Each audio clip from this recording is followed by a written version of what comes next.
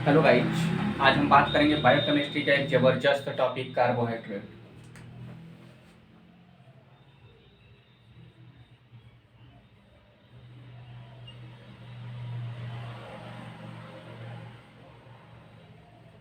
मंजिल ने हौसलों से कहा तेरे बस की बात नहीं, हौसलों ने मंजिल की आंखों में आंखें डालकर बोला चल छुट्टी, तेरी इतनी औकात नहीं। किसी भी टॉपिक को जबरदस्त तरीके से पढ़िए ताकि पेपर की कोई औकात नहीं कि आपको हरा सके। तो चलिए वीडियो को स्टार्ट करते हैं इसी वे में। कार्बोहाइड्रेट कार्बोहाइड्रेट को बहुत ही सिंपल वे में हम डिस्कस करेंगे जबरदस्त लॉजिक के साथ। तो आइए देखिए वीडियो को। देखिए, कार्बोहाइड्रेट मुख्यतः 3 वर्ड से मिलकर बना है, कार्बन, हाइड्रोजन, ऑक्सीजन। ठीक है। उसके बाद कार्बोहाइड्रेट में 2 प्रकार के ग्रुप होते हैं, एक होता है CHO यानी कि एल्डिहाइड ग्रुप की बात की जाती है, और एक होता है ketonic group C double bond O की बात की जाती है। यदि आपको इतना चीज मतलब पता है तो आपको परिभाषा सिंपल वे में हम बता देंगे। ठीक है। तो कार्बोहाइड्रेट क्या होता है? कार्बोहाइड्रेट कार्बन, हाइड्रोजन तथा ऑक्सीजन के सहयोग से बना पॉलीहाइड्रॉक्सी एल्डिहाइड एवं कीटोनिक ग्रुप होता है। यह एल्डिहाइड ग्रुप होता है। ठीक है। एल्डिहाइड, और यह कौन सा ग्रुप है? कीटोनिक ग्रुप है। ठीक है। तो अब आसानी से समझ जाएंगे इसके परिभाषा कि कार्बोहाइड्रेट कार्बन, हाइड्रोजन तथा ऑक्सीजन के सहयोग से बना पॉलीहाइड्रॉक्सी एल्डिहाइड एवं कीटोनिक ग्रुप होता है। ठीक है। तो कार्बोहाइड्रेट का परिभाषा आपको समझ में आ गया होगा। और यहाँ से क्वेश्चन बनता है कि कार्बोहाइड्रेट में कार्बन, हाइड्रोजन और ऑक्सीजन का जो रेशियो होता है 1:2:1 होता है। आप इसे भी याद कर लीजिएगा। आपको 2 तरीका मैंने बताया कि कार्बोहाइड्रेट का परिभाषा जानने के लिए, कार्बन, हाइड्रोजन, ऑक्सीजन। उसके नाम से ही प्रतीत हो रहा है कि कार्बन, हाइड्रोजन और ऑक्सीजन कार्बोहाइड्रेट में क्या है? प्रेजेंट है। तो कार्बोहाइड्रेट का परिभाषा बन जाता है कार्बन, हाइड्रोजन तथा ऑक्सीजन के सहयोग से बना पॉलीहाइड्रॉक्सी एल्डिहाइड एवं कीटोनिक ग्रुप होता है, जिसे क्या बोला जाता है? कार्बोहाइड्रेट। कार्बोहाइड्रेट में कार्बन तथा हाइड्रोजन का जो रेशियो यानी अनुपात होता है 1:2:1 होता है। कार्बोहाइड्रेट का जो इंपेरिकल फार्मूला होता है वह हो जाता है CHH2OY। ठीक है। अब हम बात करेंगे कार्बोहाइड्रेट के क्लासिफिकेशन के बारे में। कार्बोहाइड्रेट का क्लासिफिकेशन जो होता है उसको 3 भागों में क्लासिफाइड किया जाता है, मोनोसैकेराइड, ओलिगोसैकेराइड और पॉलीसैकेराइड। हम सेपरेटली आपको हर एक टॉपिक को एक्सप्लेन करेंगे बहुत ही सिंपल वे में, आपको याद करने की आवश्यकता नहीं पड़ेगी। बस इस वीडियो को वॉच करिए और पेपर में जाके छापिए। ठीक है। छापिए का मतलब अच्छे वे में लिख कर आइए। ठीक है।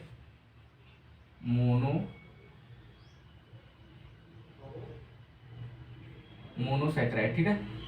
और एक होता है क्या? ओलिगोसैकेराइड्स। ठीक है। और एक होता है पॉलीसैकेराइड।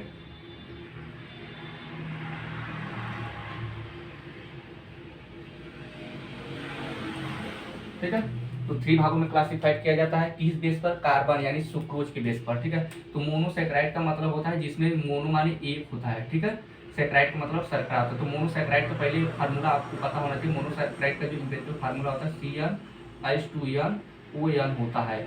n के स्थान पर कार्बन की संख्या यदि हम 6 रखेंगे तो क्या होगा? C6H12 हो जाएगा, 6 दूनी की 12, O6। यह किसका फार्मूला हो जाएगा? आपका ग्लूकोज का। किसका? ग्लूकोज का। आपको पता होगा ग्लूकोज का। और इसके अंतर्गत हम बात करें तो फ्रक्टोज का भी होता है यही फार्मूला, लेकिन उसका संरचना सूत्र बदल जाता है। तो ग्लूकोज और फ्रक्टोज मोनोसैकेराइड का बेस्ट एग्जांपल है। ठीक है। पहले हम आपको समझा देते हैं, फिर उसके बाद एक इजीली वे में एक लॉजिक, एक ट्रिक के साथ आपको बताएंगे कि मोनोसैकेराइड, ओलिगोसैकेराइड और पॉलीसैकेराइड का डिफिनेशन यानी अर्थात परिभाषा आप कैसे याद करेंगे। आपको 1% रटने की आवश्यकता नहीं है। तो ओलिगोसैकेराइड को फिर मुख्यतः 2 भागों में क्लासिफाइड किया जाता है। नंबर के बेस पर यदि हम उसको बांटें तो डाइसैकेराइड, ट्राइसैकेराइड, टेट्रासैकेराइड, ठीक है, कई भागों में उसको क्लासिफाइड कर सकते हैं, लेकिन नंबर के बेस पर हम इसको मुख्यतः 2 भागों में क्लासिफाइड करेंगे। ठीक है।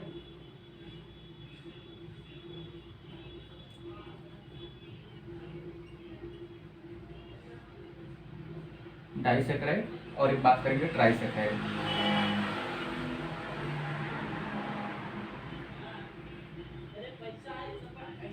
ठीक है।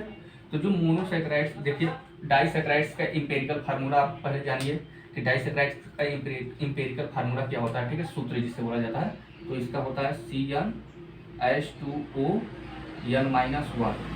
ठीक है। और इसका होता है CnH2ON-2। और जो पॉलीसैकेराइड का एम्पिरिकल फार्मूला होता है, ठीक है, C6H10O5N होता है, ठीक है। स्टार्च का यही फार्मूला होता है C6H10O5N, ठीक है। तो पॉलीसैकेराइड के अंतर्गत स्टार्च आते हैं। तो आपको आसानी से समझ में आ चुका होगा। ये सब जो भी फैक्चुअल डाटा बताए जा रहे हैं वो कॉम्पिटिटिव लेवल से भी एग्जाम में आपके विकल्पी के रूप में भी पूछा जाता है कि डाइसैकेराइड का फार्मूला क्या होता है, ट्राइसैकेराइड का फार्मूला क्या होता है, ठीक है। कोई पूछ देगा कि मोनोसैकेराइड का फार्मूला क्या होता है, कोई पूछ दे पॉलीसैकेराइड का फार्मूला क्या होता है। तो जब आप जानेंगे तो आसानी से लिख सकते हैं। और ये सब डाटा यदि एग्जाम में शो करेंगे तो एग्जामिनर जो होता है आपको सेटिस्फाइड होकर अच्छे से मार्क्स देता है। यानी कि 10 नंबर का यह क्वेश्चन यदि आपके पेपर में आया है तो एग्जामिनर कितना भी नंबर काटना चाहे लेकिन आपको 9 नंबर देकर ही रहेगा। यदि आप अच्छे से प्रेजेंटेशन नहीं किए हैं तो एग्जामिनर क्या करेगा, 5-6 देकर आपको बाईकाट कर देगा, ठीक है। तो आपको बाईकाट नहीं करना है, एग्जाम में पूरे से पूरे मार्क्स लेकर आना है, ठीक है। तो आप वीडियो को वॉच करिए और अपना परफॉर्मेंस कीजिए। अब देखिए, अब हम इसकी परिभाषा कैसे बनाते हैं इसके बारे में हम बात करते हैं। मोनोसैकेराइड क्या होता है कि मोनोसैकेराइड का मतलब बताया है कि मोनोसैकेराइड जो होता है कार्बोहाइड्रेट का अति सूक्ष्मतम यौगिक होता है। यानी कार्बोहाइड्रेट का सबसे सूक्ष्मतम यौगिक की बात करें तो मोनोसैकेराइड होता है, ठीक है। तो मोनोसैकेराइड कार्बोहाइड्रेट का अति सूक्ष्मतम यौगिक होता है जिसे और अधिक जल के अणुओं में वियोजित नहीं किया जा सकता है, मोनोसैकेराइड कहलाता है। आप नोट कर लीजिए, मोनोसैकेराइड कार्बोहाइड्रेट का अति सूक्ष्मतम यौगिक होता है जिसे और अधिक जल के अणुओं में वियोजित नहीं किया जा सकता है। अर्थात कहने का मतलब यह है कि मोनोसैकेराइड कार्बोहाइड्रेट का सबसे सूक्ष्मतम यौगिक होता है, ठीक है। इससे सूक्ष्मतम यौगिक कोई नहीं होता है, ठीक है। अब देखिए, मोनोसैकेराइड का परिभाषा यदि आपसे पूछा जाता है कार्बोहाइड्रेट क्या है, कार्बोहाइड्रेट का क्लासिफिकेशन कीजिए, तो आपको जितना बताएंगे सभी को एक्सप्लेन करना है। कभी कभी पूछा जाता है कि कार्बोहाइड्रेट क्या है या मोनोसैकेराइड क्या है, तो मोनोसैकेराइड कार्बोहाइड्रेट का अति सूक्ष्मतम यौगिक होता है जो इसे और अधिक जल के अणुओं में वियोजित नहीं किया जा सकता है। मोनोसैकेराइड का फार्मूला लिखिए, मोनोसैकेराइड का बेस्ट एग्जाम्पल 2 शो कर दीजिए, बस आपको इतना ही करना है। अब पूछा जाता है कि ओलिगोसैकेराइड क्या होता है, तो ओलिगोसैकेराइड का निर्माण मोनोसैकेराइड के 2 से 10 तक के अणु हो सकते हैं, ठीक है। इसका परिभाषा बन जाता है कि ओलिगोसैकेराइड का निर्माण मोनोसैकेराइड के 2 या 2 से अधिक अणुओं से मिलकर बना होता है जिसे ओलिगोसैकेराइड कहते हैं। ओलिगोसैकेराइड को मुख्यतः फिर 2 भागों में क्लासिफाइड किया जाता है, ट्राइसैकेराइड और टेट्रासैकेराइड, ठीक है। डाइसैकेराइड और ट्राइसैकेराइड। डाइसैकेराइड की यदि हम बात करें, ठीक है, तो इसके अंतर्गत आता है आपका सुक्रोज, सुक्रोज आता है, ठीक है, जिसे बोला जाता है चीनी। Glucose plus fructose. अब जानिएगा कि जो सुक्रोज होता है उसमें ग्लूकोज और फ्रक्टोज का क्या होता है, कॉम्बिनेशन होता है, ठीक है। उसके अतिरिक्त आपका आता है लैक्टोज, इसके अतिरिक्त आपका आता है माल्टोज, ठीक है। अब देखिए, जो लैक्टोज होता है और माल्टोज, इसका कॉम्बिनेशन क्या होता है। माल्टोज का मतलब होता है, देखिए इसको एक लॉजिक आपको बताएंगे जबरदस्त तरीके से, ठीक है। वीडियो पसंद है तो वीडियो को शेयर करिएगा जरूर, ताकि जबरदस्त तरीके से आपको समझ में आ जाए, ठीक है। तो देखिए यहाँ पर क्या लॉजिक बताते हैं हम आपको। गर्मी के दिनों में क्या करते हैं कि पर्सन ग्लूकोज का घोल बहुत ज़्यादा यूज करते हैं ताकि उनके शरीर में जल की कमी न हो सके। यानी कि ग्लूकोज पर ग्लूकोज का क्या ले रहे हैं, घोल, यानी कि सॉल्यूशन ले रहे हैं। जब ग्लूकोज पर ग्लूकोज का घोल लेंगे तो आप अपने आप को इम्यूनिटी पावर से मेंटेन रखेंगे, यानी कि अपने आप को, शरीर को मजबूत बनाएंगे, यानी मालामाल। तो माल्टोज यानी कि माल्टोज आता है, तो समझ जाइए कि गर्मियों के दिनों में ग्लूकोज पर ग्लूकोज का घोल लेना है आपको, ठीक है। तो ग्लूकोज प्लस ग्लूकोज का जो कॉम्बिनेशन होता है वो माल्टोज के को सेटिस्फाइड करता है। ये पूछा जाता है कि माल्टोज में किसका कॉम्बिनेशन होता है, ग्लूकोज प्लस ग्लूकोज दे देगा विकल्प में, ग्लूकोज प्लस फ्रक्टोज, तो अपोजिट तरीके से आपको अरेंजमेंट के रूप में दे देगा। आप यदि नहीं समझे रहेंगे तो आप गलती कर देंगे। अब लैक्टोज क्या होता है,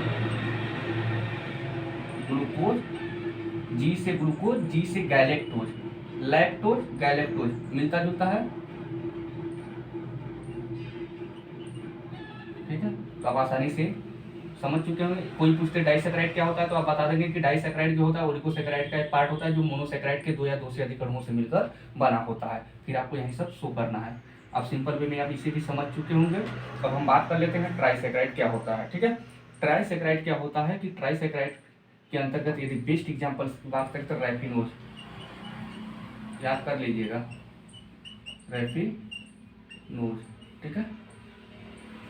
ग्लूकोज, फ्रक्टोज और गैलेक्टोज का क्या होता है, कॉम्बिनेशन होता है, ठीक है। तो ट्राइसेक्राइड का यदि परिभाषा आपसे पूछे तो ट्राइसेक्राइड क्या होता है कि ओलिगोसेक्राइड का एक पार्ट होता है जो मोनोसेक्राइड के दो या दो से अधिक अणुओं से मिलकर बना होता है, ठीक है। तो आपको इतना समझ में आ गया होगा। अब हम बात कर लेते हैं पॉलीसेक्राइड।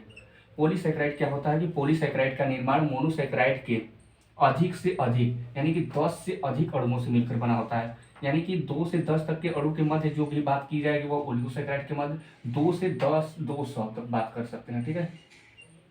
इतना अणु हो सकता है मोनोसेक्राइड का पॉलीसेक्राइड में बदलने के लिए, ठीक है।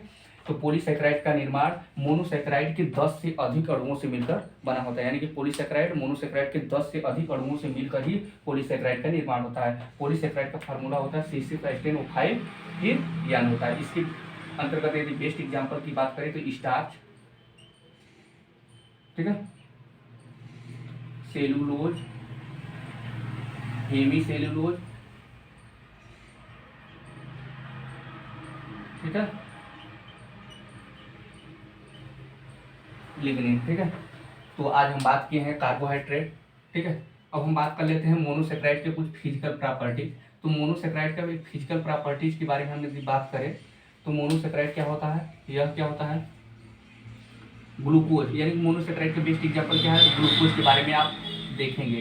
तो ग्लूकोज जो होता है, ग्लूकोज का आपने देखा ही होगा कि वह क्या होता है, रंगहीन, गंधहीन और स्वादहीन, ठीक है। इसका कोई रंग होता है, ठीक है, रंगहीन, और स्वाद में क्या होते हैं, मीठे होते हैं। ये ग्लूकोज क्या होता है कि जल में विलेय होता है, जल में घुल जाता है, लेकिन एल्कोहल में अल्प विलेय होता है, जबकि ईथर में क्या होता है, अविलेय होता है, ठीक है। इसमें ग्लूकोज में क्या होता है, म्यूटा रोटेशन का गुण पाया जाता है, और ग्लूकोज में क्या होता है कि उसको जलाने पर वो चार हो जाते हैं, ठीक है, यानी कि धूसर के रूप में हो जाते हैं, ठीक है।